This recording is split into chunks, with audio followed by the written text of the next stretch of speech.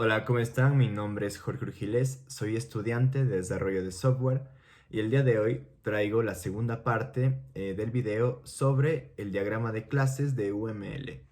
Esta vez voy a profundizar sobre las nociones básicas del diagrama de clases.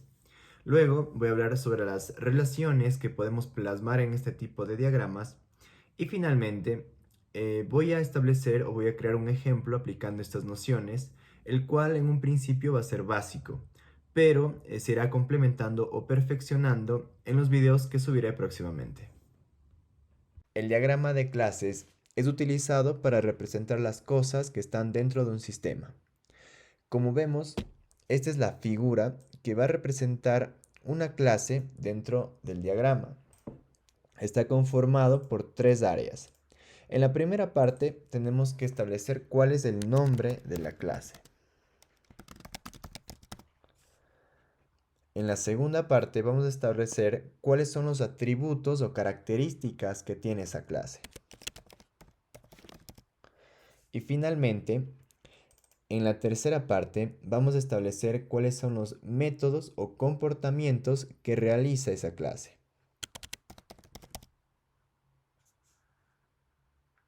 Como vemos, en la clase que desarrollaremos de este momento es un ejemplo bastante sencillo. El nombre de clase es del automóvil. Dentro de las características o atributos que tiene un automóvil está el número de chasis, el número de motor, la placa, el modelo y el color. Estas características nos permiten determinar de manera específica la clase que estamos desarrollando. Ahora, los métodos o los comportamientos que puede tener nuestro automóvil son los siguientes. Primero, el encender, el moverse, el frenar y el apagar. Nuestra clase tiene que ser desarrollada con el siguiente formato. Primero, al iniciar con los atributos, debemos colocar la visibilidad, que será un concepto que voy a desarrollar más adelante. Luego, colocamos nuestro atributo, en el cual vamos a utilizar el formato camel case. Aquí iniciamos con la primera palabra en minúscula y la segunda palabra ya colocamos la primera letra con mayúscula. Por ejemplo, número de chasis, como vemos número, está escrito con minúsculas y chasis inicia con la C en mayúscula. Luego colocamos dos puntos y el tipo de datos, el tipo de dato que pertenece a ese atributo. Por ejemplo, en el número de chasis, el número de motor es un dato de tipo entero, pero si vamos al modelo o al color es un dato de tipo string. Ahora continuemos con el formato de los métodos. Como vemos, también iniciamos con la visibilidad. Luego, colocamos el método, que en este caso es encender. A continuación, colocamos un paréntesis que hace referencia a la función que vamos a programar más adelante. Dentro de este paréntesis podemos colocar variables o podemos colocar el tipo de dato que vamos a utilizar, pero no siempre es necesario. Hablemos de la visibilidad. La visibilidad nos sirve para definir la accesibilidad que va a tener nuestros atributos o métodos dentro del sistema. Si lleva el signo de más significa público y podrá acceder a él cualquier clase o subclase. Si lleva el signo de menos significa privado y no podrá acceder ninguna clase o subclase a ese método o atributo. También está el signo numeral que significa protegido. Aquí solo sus clases o subclases van a poder acceder a los mismos. Y también tenemos la tilde de la ñ que significa paquete. Este no es muy utilizado, pero en este caso solo podrá acceder a ese método o atributo las clases o subclases que sean que también se encuentren, o sea, o pertenezcan al mismo paquete. Hablemos sobre las relaciones y la multiplicidad. Estas son las principales relaciones que vamos a poder plasmar dentro de un diagrama de clases. Primero está la herencia. En la herencia vamos a ver la existencia de una clase principal y de una clase hija. La clase hija puede heredar tanto los atributos y los métodos de la clase principal. Sin embargo, también vamos a poder establecer características y métodos propios que puede tener la clase hija, como podemos ver en el ejemplo. Vemos que la clase principal es mamíferos y tiene los atributos de edad, género y especie. Y la clase hija es perro, aquí podemos ver que comparte los atributos de la edad y el género, pero un atributo propio que es la raza. Ahora hablemos de la relación de asociación. En este tipo de relación se establece una conexión entre clases, pero es una relación simple porque, como vemos en el ejemplo, no existe una dependencia de una clase con la otra. Simplemente lo que se nos quiere mostrar es que existe una conexión entre ambas.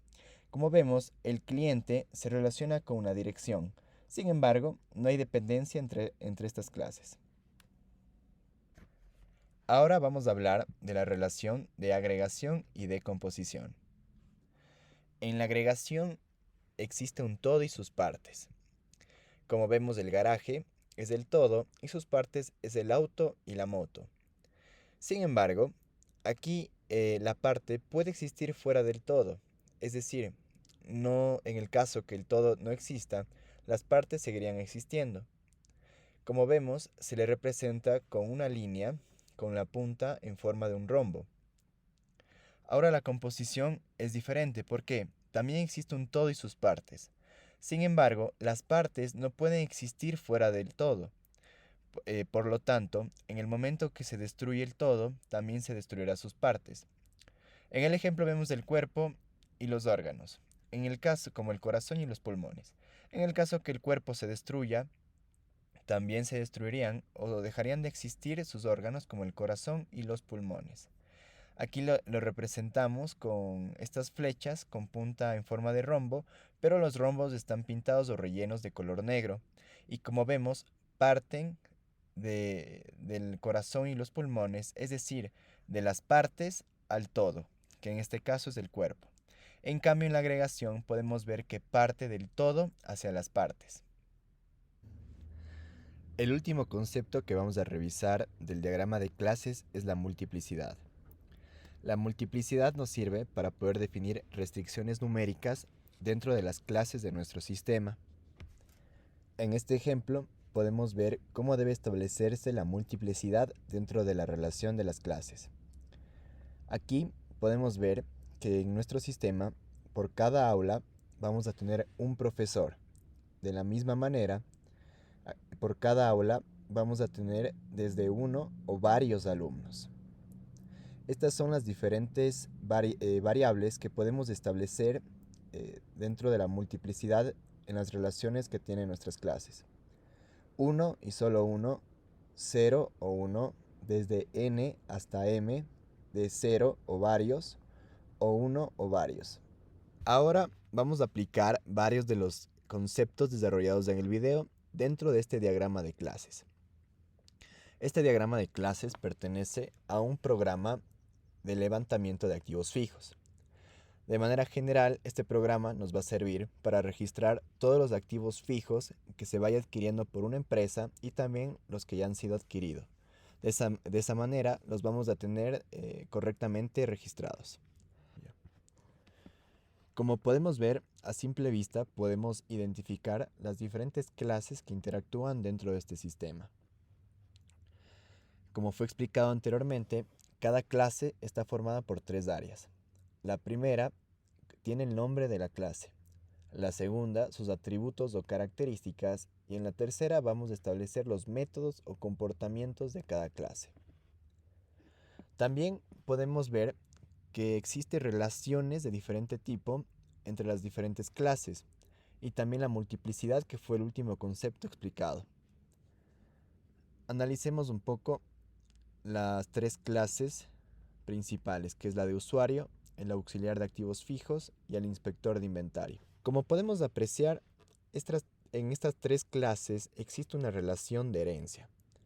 La clase usuario es la clase principal o clase madre y la clase de auxiliar de activos fijos y el de inspector de inventario son clases que heredan los atributos y también los métodos que tiene la clase principal. Como podemos ver, la clase auxiliar de activos fijos comparte la característica de nombre de contraseña y de ID de usuario. De la misma manera, la clase del inspector también tiene la característica de contraseña y de ID de usuario, todos con el tipo de dato string. De la misma manera podemos ver en los métodos que todos comparten o todos heredan la clase de inicio de sesión y recuperar contraseña, que es propia de la clase usuario. Pero también tienen sus propios métodos y sus propios atributos. Por ejemplo, el auxiliar de activos fijos tiene como atributo el nombre de auxiliar y el inspector también tiene un nombre de inspector. Y como métodos, el auxiliar tiene muchos más métodos que la clase usuario. Por ejemplo, el leer código de barras, llenar formulario, registrar activos. Y por otra parte, el inspector también tiene otro método diferente, que es el de revisar inventario. Ahora pasemos a analizar esta siguiente relación que existe con activo fijo. Como vemos, entre formulario de registro y la clase activo fijo, existe una relación de composición, la cual es representada por ese diamante o rombo negro al final de la relación. También vemos que existe una multiplicidad de 1 a 1. Expliquemos un poco mejor esta sección. Como podemos ver en esta relación de composición, el todo es del activo fijo y la parte es del formulario de registro. Como se explicó, si no existe el todo, si se elimina el todo, la parte también sería eliminada o no puede existir por sí sola, fuera del todo. Aquí vemos cómo en el caso que no existiera el activo fijo, tampoco puede haber el formulario de registro. Expliquemos la multiplicidad. En este caso existe un activo fijo y un formulario por ese activo fijo. No puede haber más formularios si no existen más activos fijos. En cambio, en esta relación de formulario de registro con inventario de activos registrados, también existe una relación de composición, pero del inventario de activos registrados y el formulario de registro. Aquí el formulario de registro es el todo. Es decir, si no existe este formulario de registro, tampoco puede haber el inventario de activos registrados. En este caso, la multiplicidad nos indica lo siguiente, que puede haber de uno o varios formularios, pero en el caso del inventario siempre va a ser solo uno. En cambio, entre la base de datos y el inventario de activos fijos existe una relación de asociación, porque no hay una dependencia como tal. Como vemos, en la multiplicidad solamente va a haber un inventario y una base de datos. Aquí también vemos una relación de asociación entre el inspector de inventario y la base de datos, donde solo habrá una base de datos y un inspector. Como podemos apreciar, este es el diagrama de clases del programa de levantamiento de activos fijos hasta el momento. Sin embargo, en los siguientes videos lo iremos perfeccionando y detallando con nuevos conceptos propios del diagrama de clases.